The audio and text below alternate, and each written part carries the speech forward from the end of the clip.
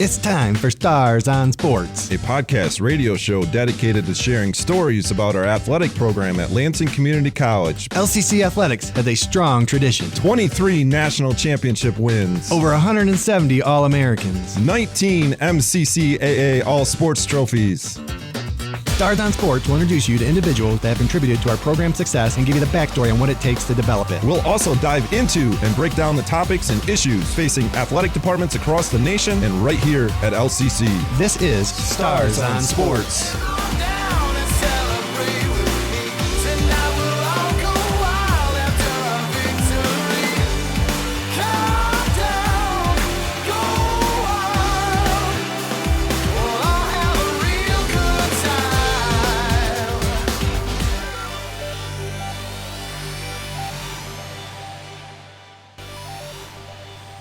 Hello and welcome to another episode of Stars on Sports. I'm joined today by our Assistant Athletic Director, Stephen Cutter, and our producer, Jereny Robinson. Hey. And gentlemen, I always give you a hodgepodge of topics before we talk today, and this one has always been on my radar, and I'm kind of excited to talk about it, and hopefully I prepared well enough, but we'll see what direction it goes, is choosing your battles wisely. And Jereny mentioned parenting. Yes, sir. In the pregame, I guess our pregame before we get on air here. And I always think of it as a leadership, but I also believe, coaching and parenting are a lot of similar things. So I also think coaches deal with this pretty regularly. And I always teach my kids, and I live by this prayer, and I don't mean to get spiritual on here, but it's the serenity prayer. I like it. I try and say it every day. And I just think it's good word to live by, and it's, God give me the wisdom gives me the serenity. I already messed it up. God give me the serenity to accept the things I cannot change, the courage to change the things I can, and the wisdom to know the difference. And that last time, the wisdom to know the difference. And, and people get frustrated about things they can't change, back to that serenity piece. And then the wisdom of knowing which ones to change. And that's kind of the thing that I really think we have to learn as leaders and coaches and parents to figure out, because a lot of those battles come our way, and I believe in our business, rules are the rules we live by our national association help dictate what battles we choose. But again, any quick thoughts on choosing your battles wisely? Powerful words.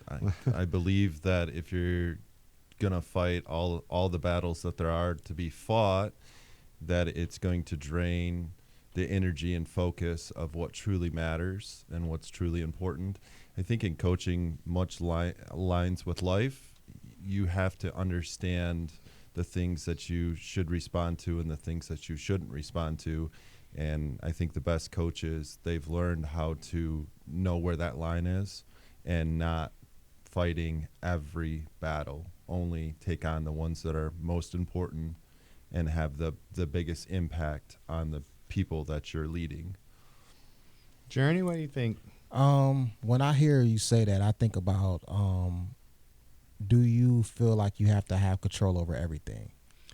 And I wonder that same question. And when you just talked, does experience help you learn what those battles are? You talk about what's most important. So I think that's a good gauge, because I think your goals or, another thing is what's worth fighting for, what's going to help you get to your end result are many ways help you to determine which of those battles to choose. And you're also right in the sense of, if we did fight every battle, we would get tired and we would wear out, and it would decrease our energy. And then when an important battle came up, that we wouldn't have that energy to fight that. And that's specifically true in the middle of a season or a season, with team camaraderie or, trying to play your best, that knowing those battles and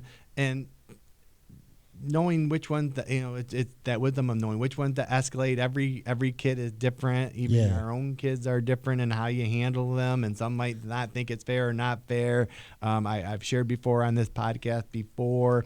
One of my great mentors out there taught me to to like take a breath for a second and see if they can solve the battle first themselves. I mean, because some, especially in today's society, I think like our kids want us to solve everything and come to us for everything. And again, give a man a fish, you feed him for the day, teach him the fish, feed him for a lifetime kind of a thing. And I think knowing those battles or picking those battles help educate and teach them how to handle adversity and fight through things, while also saving some of your energy so that you can fight the bigger ones that come to you and that really need addressing. I think sometimes you have to edge them into, like with my son, like I open things up for him, right? But as he gets older, I'm like, you have the ability to open this jar, but you're so used to me doing it that you don't even want to try. So then it's like, okay, the battle I'm going to pick is that I'm going to let you try your hardest first, and then I will help assist you instead of just doing it for them. Yeah, and I think you have to solve some battles for them, or teach them to. Or you end up like the elephant story, from another country where the elephant is tied to a very small rope when it's very small, and then as it grows and gets bigger, it's still tied to a very tiny rope. And the analogy and the story are really the same thing. And the elephant, because it couldn't get away from the rope at a small age, didn't try. As it grew and got bigger, it could easily snap the rope, but it's been limited by that. And so a big thing with problem with the issues and what you're speaking about is like you really need to be able to teach problem solving 101 to get through some of that stuff. Yeah, I agree. It is teaching others how to solve their problems. And again, I think sometimes it might be easier to solve the problem for them, and those are probably the best examples to help them solve their problems, because you don't want it to escalate. Time is of the essence. Our time, their time. The elephant one's a great example of helping them develop habits. In that case, I don't know about a negative habit, but what they've learned to do, but they also, the other perspective of that, they learn parameters. They didn't go outside of those parameters, but it is about problem solving, and whether it's you solving it for them, which is the job of leadership and coaches and parents, but the other part of it is educating those that are your followers or dependents to learn to do that themselves. And so they'll come back to knowing which ones to do and which ones not to do. And Jereny, you gave a good example of parenting and kids growing up. As the younger they are, the more dependent on you. Hopefully, as they grow older, they're able to spread their wings and fly away. And sometimes even with different kids, some of my own kids are better at that when they're turned adults, and other ones are more reliable and dependent on the family. So I guess I failed in some aspects, but it's still that point, and still teaching them how to problem solve. But the key proponent is, again, determining what problems to solve for them. And I had a colleague that always, whenever we called about a question about a rule, he'd go, "Is this a hill worth dying on?" And it always stuck with me, and it's true. And it goes back to when you're trying to solve a problem, it's very similar. Again, we can't go a podcast without ERO. So what's the result? I mean, what is the effort putting in worth it going to get you the consequence you want? And specifically when we're looking at winning or success, and you can argue which way to go on that, but even in the middle of a game, of those internal battles of your own players, or those battles with the other team, like in basketball, playing zone or man-to-man is a battle. You got to determine matchups, but it's preparation, it's experience, as we've talked about many times before. And I actually believe more in this case, experience helps determine what battles you learn from your previous mistakes. You learn from interacting with your teams and your opponents and your officials and your own kids to determine what battles are worth fighting. And going back to the parenting thing, I didn't even think about this when I was working on this, but like, is it natural, like you're hardest on your firstborn and you're easiest on your baby? I don't know if that's true, but did the first one pave the way? Did they wear you out with your energy, or did you just learn, hey, you know what, that battle isn't worth fighting for because they'll be okay failing or dealing with that? I think that a model that I kind of use is the similar to what you talk about dying on, is this hill worth dying on? But I tend to step in when it has an impact on our culture, if it's got to do with effort or discipline, if it's got something to do with mindset that can be extremely detrimental to the student athlete. And then finally, like, the principles or the standards of the program. If it falls within there, that's when I step in, or what I say is respond. If it doesn't fall within those parameters, if it's something else that's outside of those parameters, I let that stuff go, because I've determined what's most important for not only myself but our program. And if it falls within those, I respond. If not, I don't respond. So you can't. As I said earlier, you're gonna lose energy and focus on the things that are most important if you're trying to respond to every little thing that comes up. And thank you for sharing that, because that's kind of what I wanted to leave with today, is how do you choose those battles? And you hit on it. And it's interesting you hit on it, because the other topic we were looking at talking about today, and we're not going to dive deep into it today, is core values. And that's what you're getting at. And I know it's true in your own baseball program with the core values you guys have set for your program, but those are the guiding principles of your team, but they're also the guiding principles of the battle you choose to fight. So that's a great point. And, how do you help determine the battles you choose, of choosing wisely? And the core values is a good place to start. But again, it's also, I even think in, going back through history, when you look at wars, that turning points in wars were determined by battles chosen, or, how you responded to battle chosen, and just, again, assessing a game plan. And you mentioned preparation earlier about the more you prepare, and we were talking about preparation on this podcast before on the podcast, and just how important it is. And the more prepared you are, the more battles you can probably handle, but you also the ones that help choose you which one do. And some come to rise to the top that you have to deal with whether you want to or not, and especially when you're dealing with kids or young adults. To the point of parenting, they're going to need some guidance, and I think having those pillars it's really important for that guidance piece, and understanding what's most important, whether it's your core values or whatever it might be. Having those pillars, because Tim Grover said something like, you can't win every battle. That's not what the goal is. You're trying to win the game.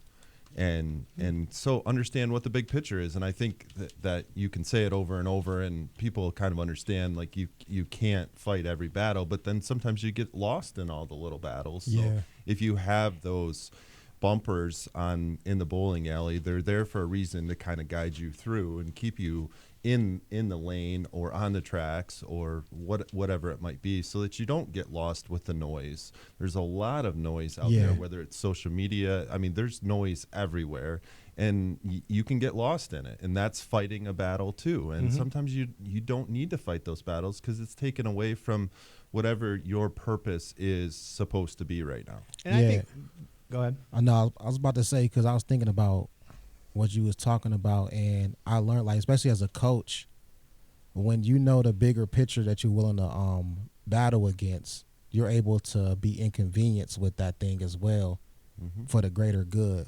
For example, like a youth basketball, you can run zone, but is that going to better your team to be better in the future? But running man to man and teaching them how to stay with a kid, might benefit them, even though you might lose more games. Yeah. And that's a battle you willing to. Strategy is very important, and I think the successful ones adjust their strategy, and I think that's experience, because I agree. I think we come into a profession and we want to control everything because we think by controlling everything that will lead us, and you almost choose every battle to fight, and you learn that you don't have the time to, or the energy to, or the just the bandwidth to, that you have to learn from experience on choosing those one that fit your core principles, but also get you the result you want to get to. Like, again, you might not be a zone person, but for to win this game, a zone would be our best chance that you implement that strategy and fight that battle. But you got to teach them and prepare them. But it's knowing the right time and the right result, and it's very important to determine that, and it's hard. We've talked about reacting before, and when you get hit, what's your plan? And I think those still play into this too. And when you see people, or where we get lost into trying to fight every battle, I really think it weakens credibility, because you start looking at somebody that's trying to fight every battle, and you start questioning things like, well, what's really important to you if you're fighting every battle? And so I think it does weaken credibility as well. Yeah, good point. One of my favorite quotes I tell people is, when you get in a pig pen and fight with a pig, you both get dirty, but the pig likes it. And I use that as an analogy that, again, be careful. I mean, fighting can be, again, fighting for the right things, but just to fight, you both get dirty, and the other one, that's what they wanted to do to you. And just like back to strategy zone, is that, the competitive advantage. It's because the other thing I was going to talk about is the emotions, and especially in athletics and competition, trying to either rise to the occasion or bring the opponent down, that dealing with those battles will determine a long way of how that goes. And we all know it's important to remain professional and maintain your composure. It's huge, because you're gonna typically see that, like, emotional control and like things like strategic thinking are what separates people that have a lot of success and the people that burn out. And so it's those two things that help you through determining which fight am I gonna put up, and which fight am I gonna walk away from. Yeah, and I think your ego can be a part of that. Yeah. You're back to the emotional piece, experience piece, and it is, because as well as you prepare, and that's the great thing about athletics, is it's reality. I mean, the game's not going to go according to script. And, we've talked before how, certain football coaches script the first 30 plays of the game and things go great. And then, then you got to adjust, like if they're going to play man-to-man or zone defense or blitz or not. And so there's all those internal battles. And that's what, I always try to tell coaches, and it sounds done, is have fun. My last message to them before a game is always have fun, because the game is stressful. I mean, those are all those internal battles of what you're trying to, like game of chess throughout that game, and on the attack or on the defense, or physical or not physical, or left-hander, right-hander, bunt, power ball, or and again, you're. So there's all those internal battles, and we talked about it with your golf swing before, is, well, not ours, but just play sometimes, and don't fight those battles, but just go out there, have fun, and play, and be loose a little bit, and hopefully your preparation gets you where you want to be, or again, your training that you fall to that level is where you need to be, and those are the battles you deal with every day in practice. Very intentional, and I mean, we talked about that, but so the last thing is just really the right time, and I think that's a big thing, is something that could determine, like, we're public employees. We're out in the middle of a lot of spectators watching us, and some battles are better to be behind closed doors. And I don't mean to hide or anything, just to protect emotions, or because emotions are high in our business. It's just, again, knowing the right time, I think, also helps you determine how to choose your battle, because you might lose. I mean, and it's okay to lose a battle here or there. We're going to, and that understanding that you're not going to win every battle. Yeah, I got a great example. So I watched like my little YouTube shorts, and I saw one of them giving a story about Carmelo Anthony and Kevin Garnett. And they said Carmelo got mad at KG during the game, and after the game he was so mad he got dressed right away and went to the tunnel to wait for him. And he said KG was walking out and Carmelo got up ready to go, and KG said, "Man, that was just a basketball game." Uh-huh. And he could have responded, in a way of, "I'm a tough guy too," but his response was, "Hey man, the game's over. Yeah. I'm good." And that's a great attitude. And the game is over. And we've seen sore losers or poor losers that haven't been able to let go of the game. Very competitive people that haven't let go, especially if it's like a championship game or something. But also, that's a great analogy right into choosing his battle. He didn't. That wasn't a battle he was going to fight after the game was over. He said, "I'm good."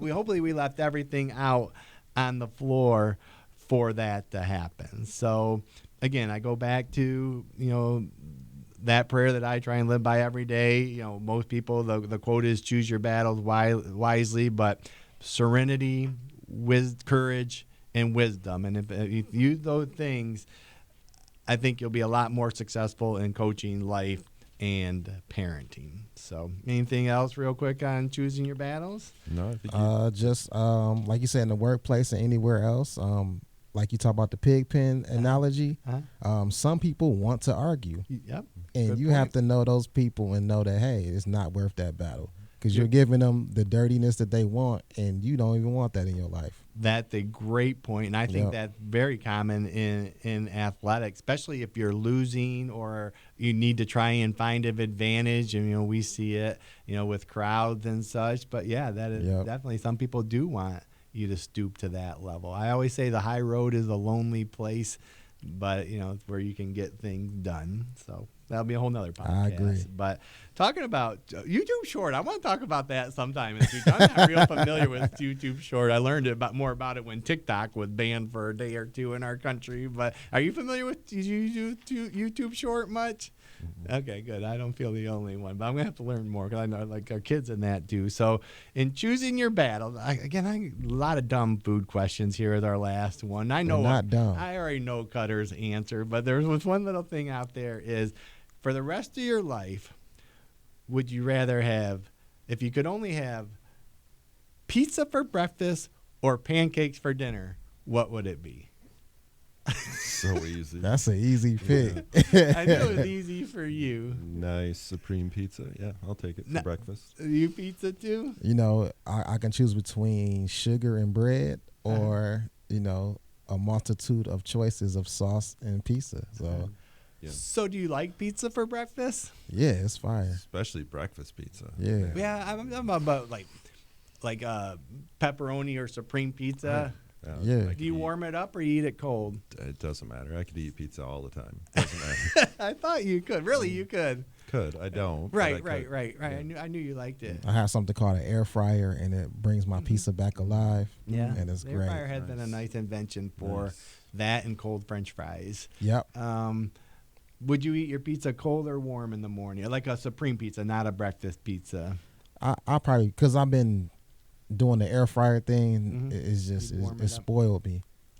See, I like the less toppings on it, I eat cold. But the more toppings on it, I want it warmed up. I can agree. Like a supreme pizza, I'd want warmed up. But a pepperoni pizza, I could eat for breakfast cold.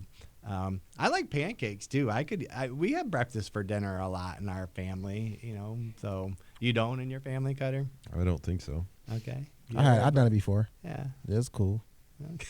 It's one of them like, all right, meat is not unthawed. Right. And I'm not talking cereal. I'm talking waffles or pancakes, eggs, and bacon. Yeah. All right. Good contribution, Jereny. Until next time, go Stars. Stars on Sports. Stars on Sports is recorded live at the WLNZ studios. Engineering and production assistance are provided by Didalian Lowry. You can listen to this episode and other episodes of Stars on Sports on demand at lccconnect.org. To find more information about our athletic program, visit lccstars.com. Thanks for listening. Go Stars!